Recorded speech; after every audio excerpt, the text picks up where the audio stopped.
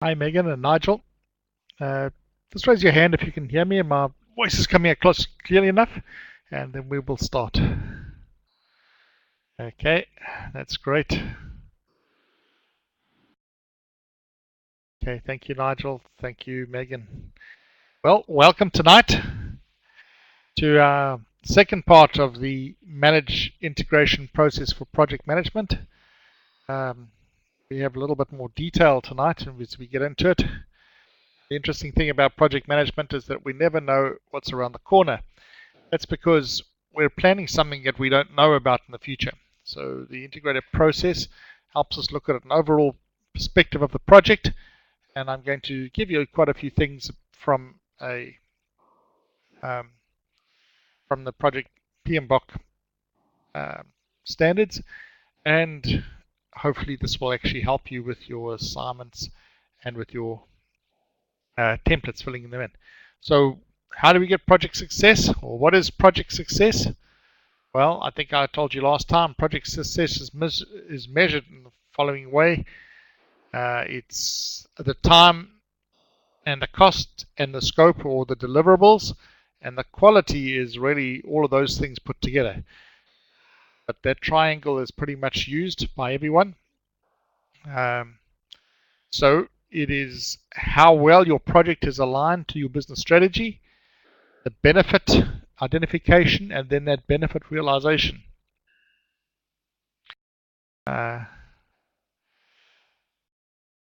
we see Herman there about comedy of three things at once.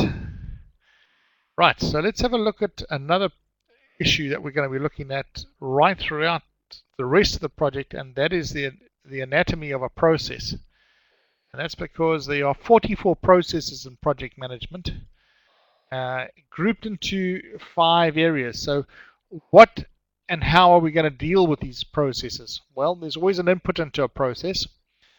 A process is a mechanism, or there's something that's going to take place, and we call those tools and techniques, and then we should get an output.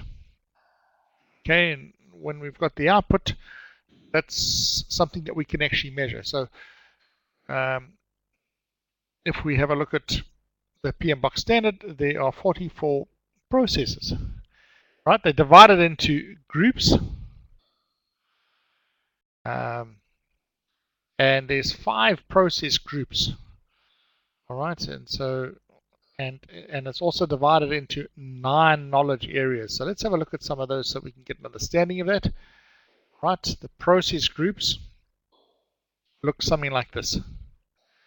We need to initiate a project, so we look at all the initiating processes. In the initiating phase of the project, then we go and plan the project. We actually execute the project, and we control and monitor it, and then we have a closing. Right, so if we divide that further up, there's a planning phase, an executing phase, if you like, or a monitoring and control phase, and then the implementation, or well, it should be closing. That's not quite right there. So those are the process groups, those 5 process groups. Let's look at these fridge magnets again. We have 5 process groups. We have 44 processes in project management, and we have 9 knowledge areas.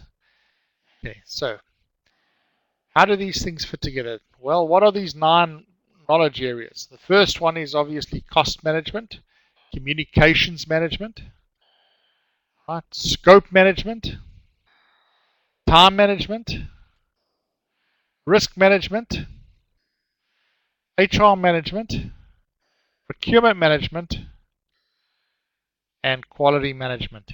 So those are 9 areas.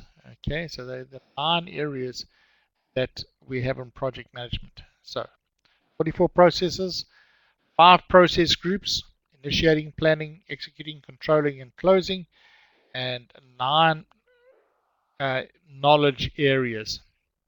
We're going to use all of those to actually get that. So the project integration management is taking all of those 9 areas and putting them together. Okay, that's what project integration management is about.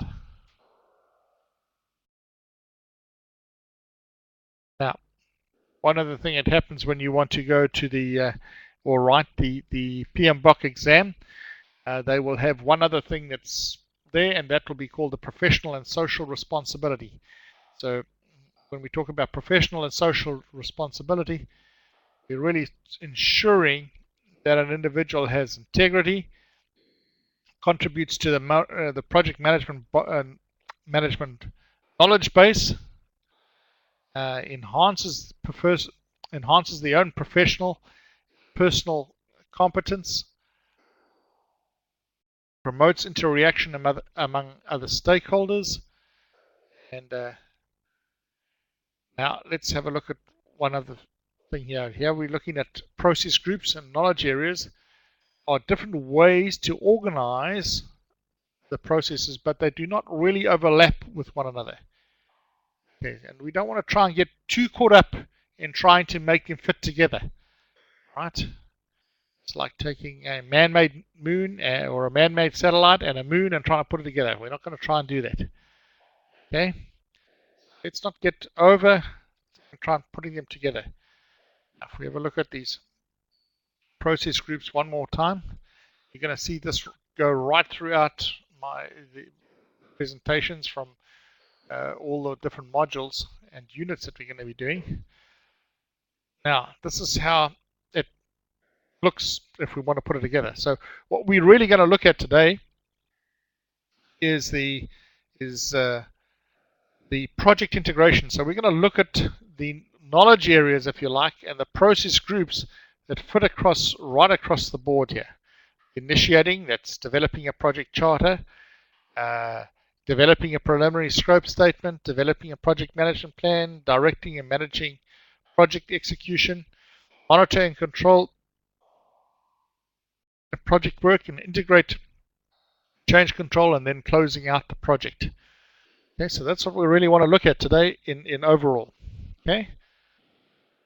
Now, we look at some of the others in scope management. Scope management would include the following: scope planning, scope definition, the creation of the work breakdown structure, the scope verification, and scope control. And when we look at the life cycle and we look at time management, we're looking at activity definition, we're looking at activity sequencing, activity resource estimation, activity duration, schedule development, and schedule control. And when we're looking at cost management, we're looking at the estimating, budgeting, and control. When we look at project quality, we're looking at the to perform quality assurance and to perform quality control. The most important thing we need to look at is quality planning. How do we plan for those things? So that's what we're going to be looking at when we look at that area. And when we're looking at HR, we're looking at planning, we're looking at acquiring the project team, developing the project team, and then managing the project team. Okay. Project communications. Hi, Victoria. When we look at project communications, we're looking at information distribution, the performance reporting, and managing stakeholders. How do we manage those stakeholders? So we're looking at that. We must look at that. You're going to see that each one of these knowledge areas has a piece of the planning, a piece of executing, if you like, and monitoring and control. So let's look now at risk management. Again, we're going to see the management of risk, the identification of those risks, a qualitative risk analysis and a quantitative risk analysis. And we're going to look at that, and then we're going to look at response planning, risk response planning. How do we monitor and control that? So that's what we do when we're looking at the life cycle of a project. And we're now on to risk management, and the next one will be procurement management. We're going to look at the framework for purchasing and acquisition for the project, contracting for that project. We'll request seller responses. Those are things like RFPs or requests for proposals, requests for tenders, requests for quotes, those type of things. How do we go about selecting sellers, looking at contract management, service level agreements, and other things that we can actually put in place, other techniques, and then we're going to look at contract closure. How do we know when the contract is completed? And how can we measure that? Right, so now we've really looked at those knowledge areas and how they relate. We don't want to get too hung up on those, like I said. But let's just look at the process parts here. Now, before I go there, are there any questions?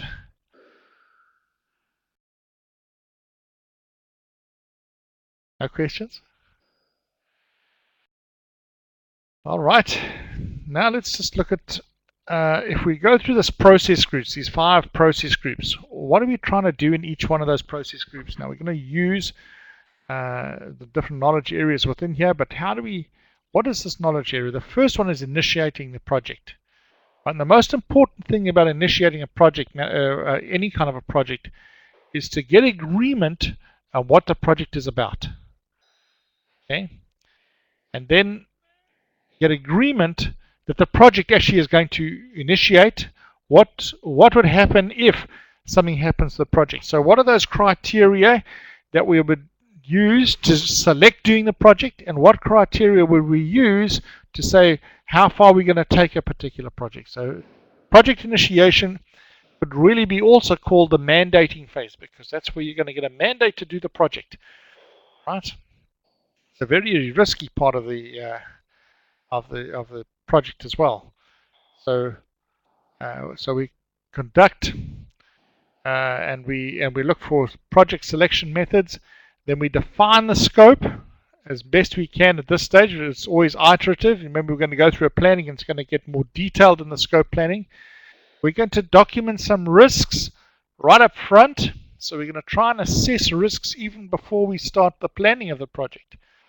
And in that time, we're also going to look at assumptions. By what assumptions are we going to make? No matter what we do, we're going to see that we're going to make some sort of assumptions, okay, about any kind of a project that we do. And then what are the constraints that are on us in doing these? Now, there will be time constraints, there will be resource constraints, and there will be some constraints in delivering certain deliverables. So we need to understand the constraints around the project. So those are things that you do when you're initiating a project. You're going to look at the project risks, the assumptions, the constraints. You're going to try and get some idea of the scope, and you're going to look at the selection methods. Another very, very important part of initiating a project is to identify and to understand the stakeholders. We need to really understand who we're dealing with. And in any part of the project, the most important part is right in the front, because that's a risky part for stakeholders. People that are not bought into buying the project will find methods or find things to try and stop this project. Okay? Even when we talk about local government, I don't think anybody's here from local government this evening, but in local government, when they're doing even a small pavement, we forget that some of the stakeholders are those people who are going to have their front of their house dug up. Might be council land, but they're pretty upset when their land gets dug up. And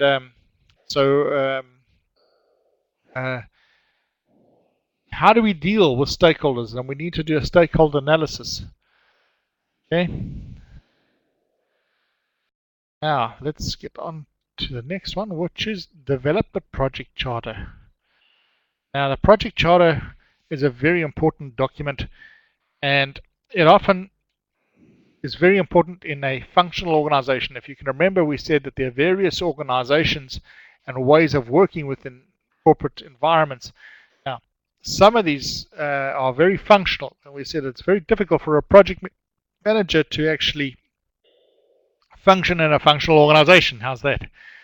It works much easier for a project in a project organization or a matrix organization, but in a functional organization it's very difficult. One of the tools that you actually have within a functional organization are the rules for the project. That's what the project charter is. Really, the project charter tells you why we're doing the project. It actually gives you the motivation for doing the project, but it also sets out how you're going to do this project. It's going to set out the structures that you're going to have. This is where it's going to say, well, we're going to have a project board, for example, and the project board is going to be made up of so many people and various functional areas. It's going to give the client and the project management certain powers. You're also going to specify who else is involved in this project from the outside, who's involved in the project from the inside, what does the project team look like. You're going to look at a scope statement within the project, but you're also going to look at the assumptions and the risks and what kind of quality we're going to be looking at. It also is a rudimentary framework for the communication plan.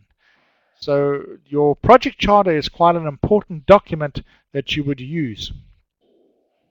And that's all in the initiating phase, because the last thing that you want to really do is get the approval of the project charter. Then we start on the planning. Once you've got the approval of the project charter and everyone has got an idea of what this project is about, we're going to start the detail part of the planning. Okay, and in the detail part of the planning, we need to define and record all the requirements and the constraints and the assumptions in a lot more detail. Okay, and we're going to come out with a project management plan. We're going to identify the project team, define the roles and responsibilities. We're going to create a work breakdown structure in a much more detail. So we're going to try and plan this to its most important in very much detail. Oops. I will. Hopefully you can hear me.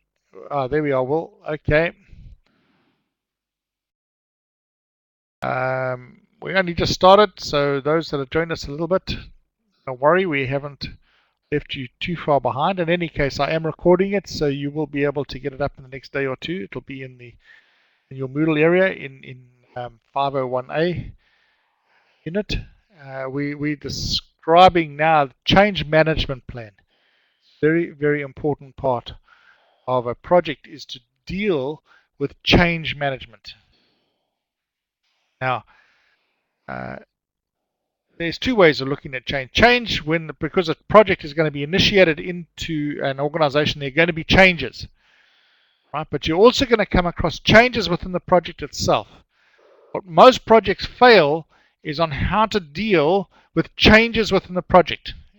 How does it deal with scope creep? How does it deal with things that what we initially thought about might not be working as we start to implement and plan this in more detail. So the change management plan is quite a critical part of this project and needs to be did. Here again, we look at the risks and the defining the risk strategies. When we get to this detail of planning, we really go down into saying, well, we've identified these risks, but what risk avoidance and mitigation strategies do we have for the risk? And then we obtain plan approval. So you see, in each one of these ones, we're going to block it off and we're going to say, well, we've initiated the project and we've got our mandate, and now we've planned the project and we've got the project approval. Planning part of this is the project approval. Then we need to conduct the kickoff meeting. Okay, that's really a great one there. We talk about kickoff meeting, and that's an important one where we get together, and it's really very important from a part of forming your team. Okay, you'll see when we get to HR management that it's important to form that team, and we're going to talk about the storming, the norming, and the performing of a team. Right, so that kickoff meeting is really quite a critical one. It's in the planning phase, and then we come to executing. Right, so now we're right in the middle of this process and integrating, because part of the integrating thing. So let's have a look at how we execute the defined tasks in the plan, and we monitor them. Okay, so another one here is to ensure that there's always a common understanding. Very important for the project manager to make sure that there's a constant communication to manage the expectations of the stakeholders and to manage the expectations of the client. Now, I haven't talked very much about the client tonight, and it gives me a chance just to talk a little bit about the client. The client is the most important stakeholder you can have. And as a project manager, you need to develop a very good relationship and an understanding with your client.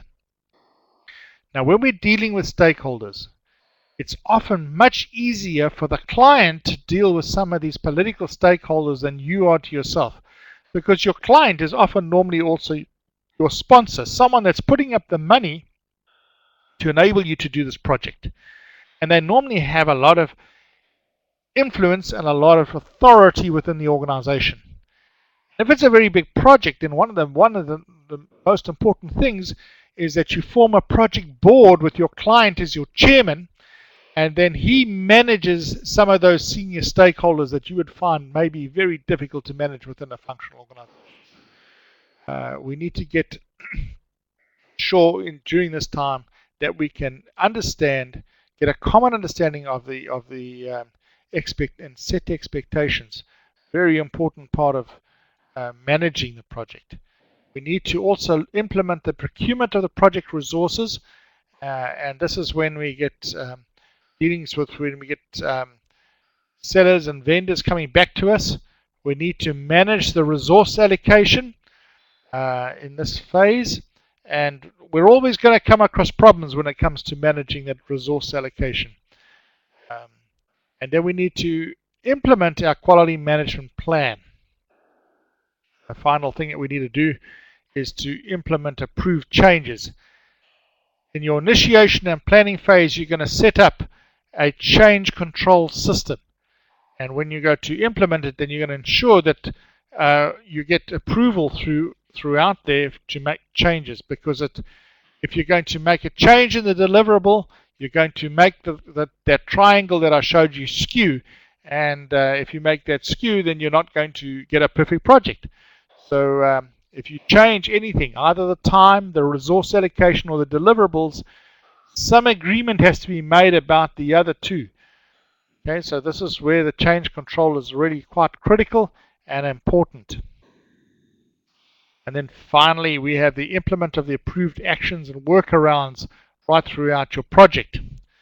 When we get into control and monitoring, oops, I went past that one because we did all three of them in the control, executing and control. Sorry, I should have done that and warned you. That one for next time. Sorry, guys. The last part of it is closing. What do we need to do? Why do we need to close out a project? Well, let me start with a little story. I can remember working in a power station that was being developed, and I was doing some consulting there, mainly on the IT side, and implementing some systems on that, and I had a really great time, because on these, when you go out there as a consultant, you have a chance to sit and sleep in their guest houses. Now, this organization's guest houses and power stations are always out in the rural areas, and they used to take over the big old rambling farmhouses and really made it quite nice for it. Okay, but what you did get was all these consultants that used to come around, and during this phase, they actually changed, and they said, well, we're no longer going to have a project manager for this project of implementing the power station. We're going to change him into the power station manager straight away. And so he said, well, why was that? And they said, because it is an ongoing operational thing, and not so much as a project, because they used to have project managers implementing power stations, and the project manager didn't worry about what was going to happen after he left. Right, so this is where it's very important within a project. If you do not have a closeout, you as the project manager might have this monkey of this project forever and ever. So what I'm trying to say here is that a closeout has a very important role in saying the project is closed, and these are all the things that need to be done in this. Now let's have a look at what you do in a project closeout. The first thing is that you accept a final acceptance. right? It's often a difficult thing to get someone to sign off that everything here has been completed and the project as a whole is now completed. And that actually happened with one of my own projects. Okay, I had to implement a student management system. It was a complete, it wasn't just the student management, it was actually the complete enterprise resource plan system. And it was difficult to get those people to sign off and say, hey, this project is now finished. Why? Because there were always things that needed to go on with. And to get them to sign off on things that this was now 100% was a very difficult thing. But you need to do that. You need to get that final acceptance for the project. So each thing needs to be signed off. Now, it's fairly easy when you have a new house. You can sign it off and you say, well, now, and the builder gives you a sign off and says, okay, it's finished. Okay, but here are some other tips and techniques on this one. And one is to obtain financial, legal, and administrative closure. That's when you're now taking over and you're not going to have the monkey anymore. Okay, and then you need to release the project resources. And that was another huge problem. All these resources are tied up in implementing this project, and now they need to be released to go and do what they used to do. Right, and that's, if a project goes longer than 18 months, I can assure you it's hard to release those resources. Okay, and get them back into where they should be. We need to identify, look at the documentation and document and communicate the lessons learned. A very, very important part of projects is doing this lessons learned database, because this lessons learned database is going to be so helpful as a project manager in the future. All the lessons that you had here, how you got around things, what you did, is invaluable when you actually continue with projects within an organization. The other one is to create and distribute the final project report. Okay, and that's a really important part of the job. Okay, the job isn't finished until the paperwork is done. And to distribute that final report makes an absolute closure for the project. Then you need to archive and retain the project records and do whatever is necessary within your organization to do that. Right, and finally, you need to measure customer satisfaction. All right, part of these things here is to get customer satisfaction. Now, it's always good to document that because it's part of your lessons learned. Right, now there I've come up to all of them again, and we've come to the end of looking at the process groups.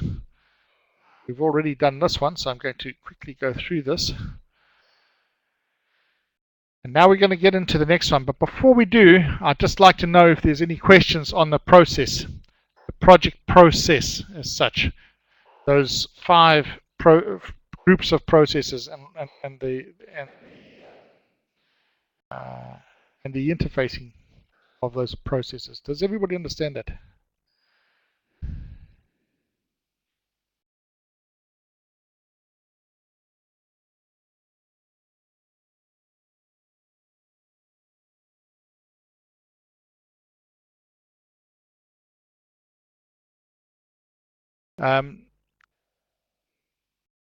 Yes, Megan, what happened with the executing and thing, I did them both at the same because they actually have, you're actually going to see this a little bit later on as I get into project integration. When I finished with this and it's still not clear, then I will go over it again. Okay, so if you can just bear with me a little bit for that. Okay, let's go in and have a look at the project lifecycle again from this perspective. What we're looking in the project integration part of this area, we're going to look at developing the project charter, developing the preliminary scope statement, developing the project management plan. We're going to look at directing project execution and the monitoring and control of project work, the integrated change control, and project closure. So you'll see that it takes all this, the whole lot on here. Now, we've been through the project life cycle. Okay, and remember I had various hats in that one. Now you're going to see how this actually works, Megan. You see the planning, and we said executing and control. what happens here is that we go in a cycle. After we've initiated, and we go into after we've planned it, what we do is we go into the executing phase, and then we take control. We go back into planning. Get my little pointer up there so I can actually show that to you. Okay, so we start by planning, we go to executing, and while we're executing, we go to control, and we continue in all this way around. So we go to executing, control, planning.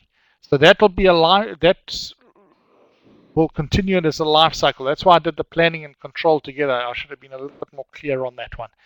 I hope you can understand as we go through this one.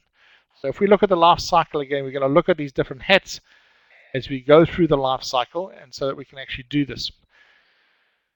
Now, when you start a project, you always start with the needs of your customer. Always start with the needs of your customer. Okay?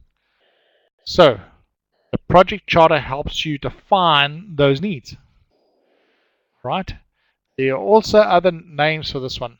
Actually, I actually prefer the project charter to come out at the end of the planning phase and use another name like a project initiation proposal, or an objective statement, or an investment proposal.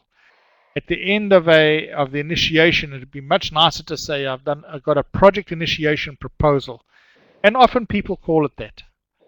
Right? So the project charter is issued by the project initiator or this project sponsor, formally authorizes the existence of that project. Then it provides the project manager with the authority to apply the organizational resources in the project. So there are other names for that, so don't get too hung up about it. And often, if it's in your own organization, there might be some other names. So that's the project charter. All right. And how do we develop that project charter? Where does it come from? Okay. Now, it comes from a number of areas. Okay. And the inputs into this developing a project charter come from the contract. There might be a contract. What happens is that you might, if it's an external one, you might have got a contract with someone to actually do some work, and that would be a contract to do some work. You need a project manager to ensure that that work gets completed. So it might be designing and building a caravan or a house. It might be it might be developing a system, a computer system. It might be whatever that your company actually goes out and gets a contract. Okay, it might be an internal contract. Okay, or it might just be an order. One came from the council, the university council, and said to us, "You will change and buy a package." Okay, they didn't actually say it like that, but you will do something about this. Then that initiates a one. So that it's either a contract that initiates it, or there's an initiation, there's a need somewhere to do this. And what you need is a project scope of work. So what you need to do is go to the client or the sponsor and try and identify what is in this project or what is out of this project. And you're going to use two other things in that. You're going to go to the organizational process assets. You're going to hear this over and over again, organizational process assets. The reason why I'm doing this is because in the PMI exams, they use these terms, organizational process assets, and the other one is enterprise environmental factors. I'm going to define some of those needs or what those words are. And in fact, I'm going to do, I've got it down further, a little bit further down. So I'm going to define it just now. So the organizational process assets are those policies and processes and procedures that actually help the organization run. And that's part of what must go into that project charter. And then there are the environmental, enterprise environmental factors. It's the industry that you're working within. So those are factors that are going to change, or you're going to make certain assumptions based on those two issues, the organizational process assets and the enterprise environmental factors. Then there's a number of techniques that we're going to do to develop that project charter, but out of this comes that document that we get approval for. So that's the first thing we did. The project charter gives you the authority you need to do the work. Okay, so the first thing we need to do is develop that project charter. Right, let's look at these two little two little words that come in, and you're going to see it come time and time again. All right, so these are the two inputs that I just want to have talk a little bit about. The first one is the enterprise environmental factors. Enterprise environmental factors tell you how your company does business. Okay, those are all the type of inputs and knowledge and documents that tell you how your company does business. Okay? The organizational process assets tells you how your company normally runs its projects. Okay. In other words, projects are part of a subset of how your company does business, but it's got the policies and the rules and the regulations about how certain things must be run. Okay, so the first one is really your environment that you're going to work in, and the process assets are all those things, the rules, your policies, and your processes and procedures that need to be done or adhered to while running those projects. So you can find that in your glossary. I think in Hartley there's one at the back that actually says it, and certainly in the PMBOK, if you get the PMBOK standard guide, the 4th edition, it will be at the back of that in the glossary. Just have a quick look and I will read it to you.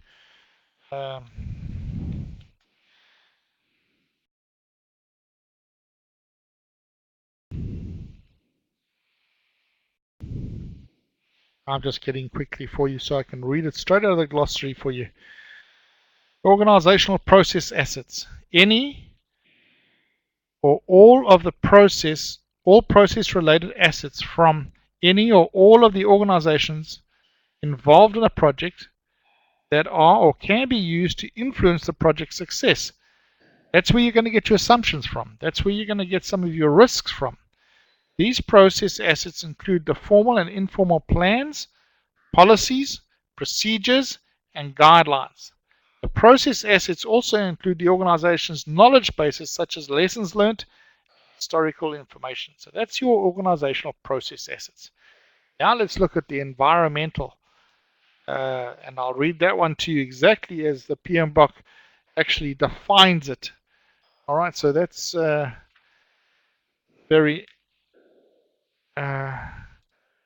very important terms in here. Enterprise environmental factors. It's an input and an output, so they say. And any or all external environmental factors and internal organizational environmental factors that surround or influence the project's success.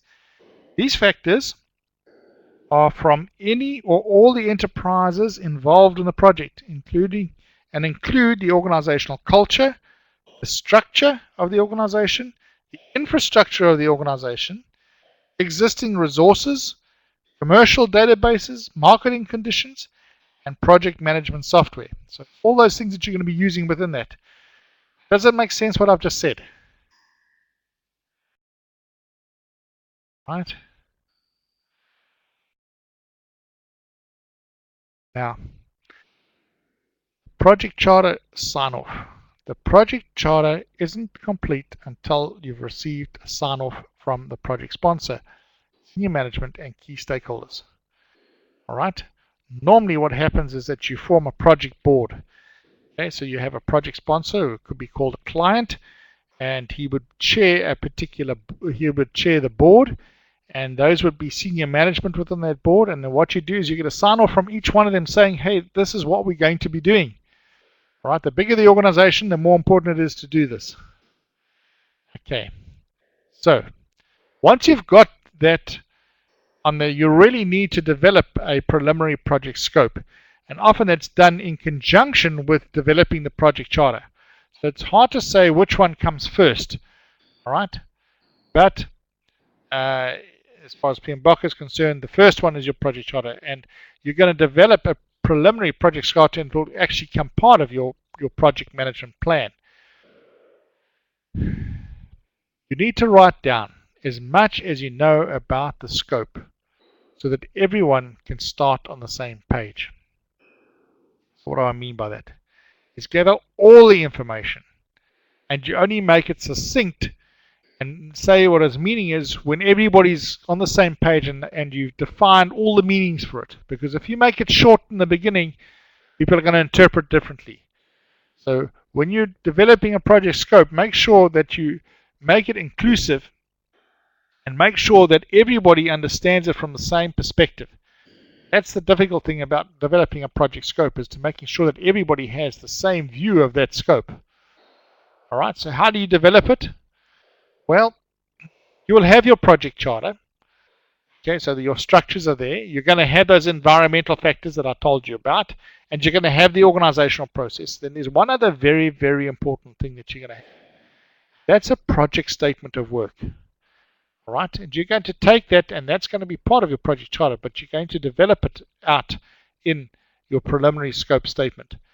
Now, the important thing here is that that statement of work is really the end result of what you're going to be doing. Let me see if I can describe it this way. Just hold on one sec. I'm going to stop sharing this for a little while. Hopefully I won't get it. Let's see. I want to really go to the whiteboard for a minute. Okay. Now I want to just put this up here. And let's see if I can draw this freehand. I'm going to draw a pig's tail. Okay. Take this pen, and along this line are the normal business processes, all right? And then we decide we're going to do a project, we're going to go into a change, and we're going to go over the loop over here, and we're going to go out onto the normal again to that project, all right? I'm going to draw a straight line. Okay, and if we draw that like that, and then I'll put a little arrow on there. Okay, now, most projects in functional organizations are projects that are going to make changes within the project organization. So what happens is that at this point here, somebody decides it's a very good idea to have a project. And at this point, the project has ended, and you're putting it back into the business. That's what a project closeout is. So this one here will be your initiation of your project, and on this side you would have your closeout, and your project is finished. In between, you'll have planning, executing, and control. Remember how that I drew it? This is just a different way of drawing it. You initiate it, you go into your planning, your execution, your monitoring and control. You're going to go around there until you close it out. Now your project statement, another word for that is your end state. What is the end state going to look like? In the beginning here, you're going to say you're going to forecast what your end state is. Okay? And when you close out, you're going to say, well, did we reach that end state or not? If you've reached that end state that you foretold over here, then you had a successful project. So a statement of work tries to foresee what that end state would be. So that's what that statement of work is doing. Now let's go back to those documents. And yeah, hope we're going to be in the right place. Oh dear, we're not. All right, bear with me for 1 second while I quickly catch up. Okay, oops.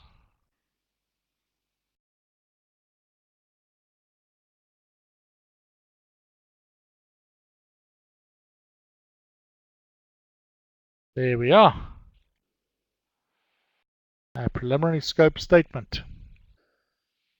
So, we're back to where we should be. Now, once you've got the preliminary scope statement, which could also be an end state statement if you like, we go on to the next phase, and that is to develop a project management plan. Now you can start seeing why I'm saying to you, you really should only do this assessment, the BSBPMG521 integration, after you've done all the other ones, because in your project, your project scope, you're going to develop it more. You're going to do some more of the planning. You're going to do some more of the integration. When you do all of the other areas, you're going to plan, and you're going to initiate, you're going to plan, and you're going to execute. So if you do your integration one at the end, you're going to find it a lot easier to submit. Right. So here we have project plan, management plan, and the project will make sure you're prepared for any problems and any changes that have to be made. That's why you have a project plan, that you can see the boundaries and you can see what needs to be changed. So that's what's very important. Now, right when we see how big this project plan is. Okay, when we talk about a project integration management and the project management plan, we see it takes just about everything into consideration. Okay, you're going to have a scope management plan, you're going to have a schedule management, time, cost management plan, quality, process improvement plan, your staffing management plan, your communication plan, your risk plan, your procurement plan, your milestone list, your resource calendar, your baselines, and your risk register. Wow, you have all of those things together. Right? Now you see why I said when you're doing project integration, it really takes pieces of all the other ones. Okay, so although we talk about it up front, it's much easier to do your assessment afterwards, because you have all these plans put together and you will have your project management plan at the end. All right, because you will have a project scope plan, you will have a schedule after you've done time management, you will have it after you've done cost management, you'll have it after you've done quality management. Okay, so that's why I say it would be better to do that. Now, what goes into a plan? What are the inputs into this plan? Okay, so here's some inputs into this plan. Your project management processes. So you can define those project management processes, and it goes as an input into here. Now, a lot of those things will come from your process assets as well. You'll also have your preliminary scope statement, and you will also have your project charter. Okay. This is the process of documenting the actions that are necessary to define and prepare and integrate and coordinate all the subsidiary plans within your project management plan. So in the integration phase and the initiation and planning phase, in your plan, you're going to define the framework for doing all the other plans: the scope management plan, your time plan, your cost plan, your quality plan, your communications plan, your staffing plan, your procurement plan. All of those are going to fit into this framework, and you're going to have a framework that comes out of here. So before you continue in your first part of the process, you're going to use all those other 9 bodies, okay, bodies of knowledge, if you like. Now, the project plan development requires an iterative process and progressive elaboration. Now, that's quite true. Remember, I've just drawn that pigtail up for you. Once you've done your initiation and you've got your project charter, then you're always going to be planning, and you're going to be executing, and you're going to come around in an iterative process, and you're going to go into more and more detail. But the reason why you do that is because you can't see up front exactly what's coming around the corner. So as you go into more detail of the different project phases, you're going to get into more and more detail in your project planning. So you just plan in more and more detail. So it's an iterative one, and it gets smaller and bigger, and more, and goes more into more and more detail, if that makes sense. Does it make sense what I'm saying right now? I hope it does. Anybody got some questions at this stage? Okay. The project management plan is the core of the integration management. It is your main tool for running your project. So the quicker you detail it up front, the better it's going to be. All right, so that what's more important is to get an overall structure and a framework for working within than it is to get absolute detail right. Okay, so the framework is very, very important, and the detail will come as you do your iteration for that. Now, you need to manage the work so that it gets done efficiently. All right, so that it gets done efficiently. All right, and you direct and manage the project execution. So let me go on and see. When it says direct and manage the execution process, you're going to take your approved change request, which you take to the project board or your council, your stakeholders. You're going to take your project management plan and say, well, I've deviated slightly here, but we need to do that so that we can get this detail in, or these resources need to be brought in so that we don't overshoot on the particular project. But it's the guideline will be your project management plan. So that comes into this process. And the process of executing the work defined in the project management plan to achieve the project's required defined scope and things. So when it comes out, you will have work performance information. So an output on here is work performance. You'll also have deliverables, and you will have implemented change requests. Remember, this goes around in an iterative circle now, okay? If I go back to my other one, I don't want to go back there because I lost my place. So if you can remember correctly, if I can draw on top here. I think I can. Okay, there's the iterative process that we had. We made that pigtail. All right, so you remember I said your initiation goes on the one side, your closeout goes over here, and you do planning, executing, and control. And that goes around in a circle. So if I put this over here, you initiate your project, you plan the project, you execute it, you monitor it, you plan it, you execute it, you monitor it, and then when you come around to here, you close it out. Okay, and what comes out of that process, direct manage execution of the process, what comes out of that is your work performance information, the deliverables completed, in other words, that actually there's something out of there, and implemented change requests. You might also have, that comes out of this one, you may have to go to the board to actually ask for those changes. Okay, so now we're starting to run a little bit out of time, so I'm going to try and push a little bit faster here. Your monitoring and control of your project work. There you have your work performance information, your rejected change requests, and your project management plan. And what comes out of that process are requested changes, recommended defect repairs, and recommended corrective action. Now that normally goes to your project board or your client, and you're going to say to him, this is what's happened, these are recommended defect plans, these are the required changes, and then the project board might sit and say, yes, we approve these, or no, we don't approve them. If we don't approve them, then we have to make another plan, don't we, within the project. If they do approve them, then it continues as you planned it. Now, you only need to make sure that you make only one of those changes that are necessary to help your project. So you only make the changes that are needed to make sure that your project gets done. All right. So this is the integrated change control. All right. Defect repairs are part of the things. Defect approved and validated defect repairs. The other one is preventative actions. Corrective and preventative actions. Okay, so those are the things that will come out of your integrated change control. And as a project manager, that's one of the things that you're going to be looking at. We're going to come back to those ones when we do some of the implementation of these other ones. Now, make sure you get paid and document the lessons learned. Right, so that's part of the closeout of the project. All right.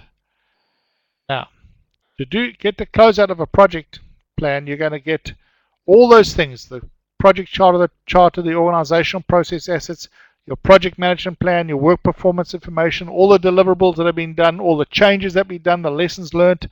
All of that goes into this closeout, and then the project closeout Okay. What those documents are? Well, they will be the project files. They will be new organizational asset process because of your lessons learnt. There'll be a formal acceptance documents, and there will be historical information. Once that's done, you can all lock that process away. That shows us where we get to. It will help us get around the corner. And now I'm up. Are there any questions? I got 5 minutes for some questions. Although we have a whole session on questions and answers in a minute. But are there any questions for this one?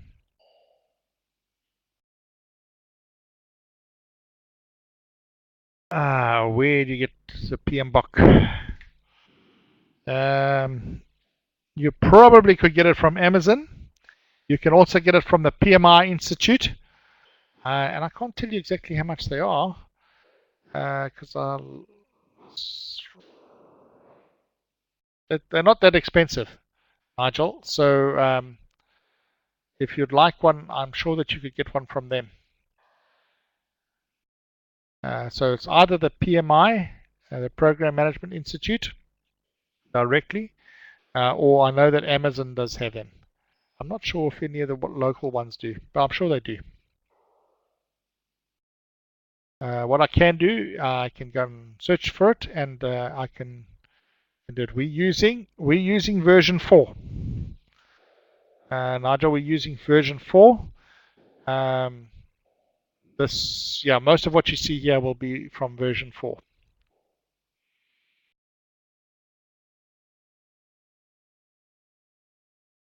Are there any other questions from anybody?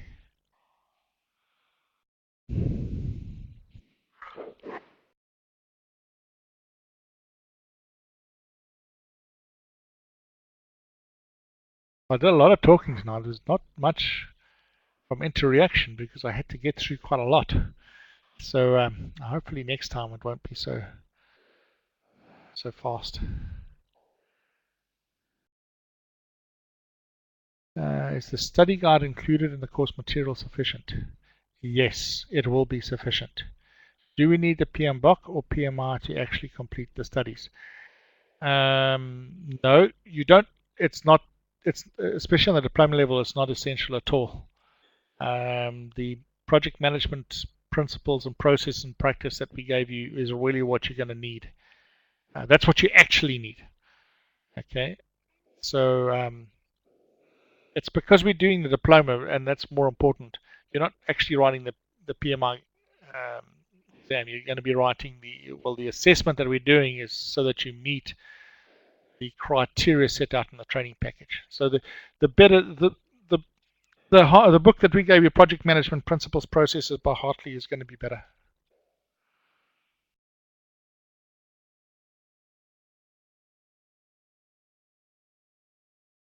Any other questions?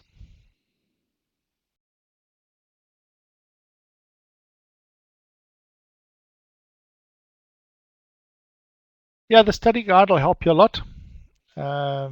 It's based, like I said, it's based on the PMBOK version 4, so it should be all right.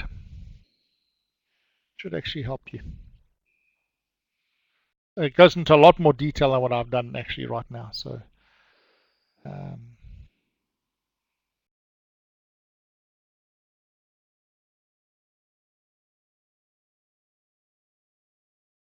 All right, is there anything else? Then I'm going to wish you all a great evening and thank you for attending the webinar.